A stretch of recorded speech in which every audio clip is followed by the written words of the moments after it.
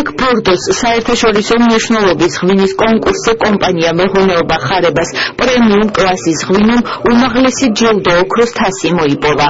აღნიშნული წარმატების შესახებ ინფორმაცია მედიის წარმომადგენლებს სასტუმრო რედისონ ბლუ ივერიაში გამართულ პრესკონფერენციაზე სოფლის მეურნეობის სამინისტროსა და ღვინის კომპანიის წარმომადგენლებმა მიაწოდეს. ამასთანავე ღონისძიებაზე საერთაშორისო ასპარეზზე ქართული ღვინის მნიშვნელობაზე ამერიკელმა ღვინის მაგისტრმა ლიზა გრანიკმა ისაუბრა.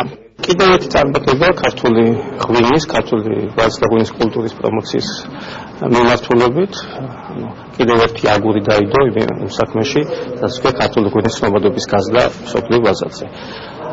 ეს კონკურსი მოგესალმებით ლესიკა დელ ჯუვენ არის ბორდო ვინექსოს ფარგლებში ტარდება.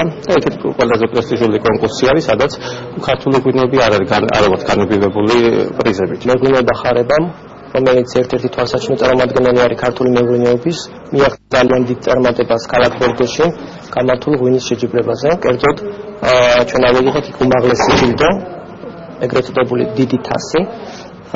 და ამით ჩვენ პოპულარიზაცია მოუპოვეთ არა ჩვენ კონკრეტულ კომპანიას, არამედ ძალიან ქართულ ღვინოს.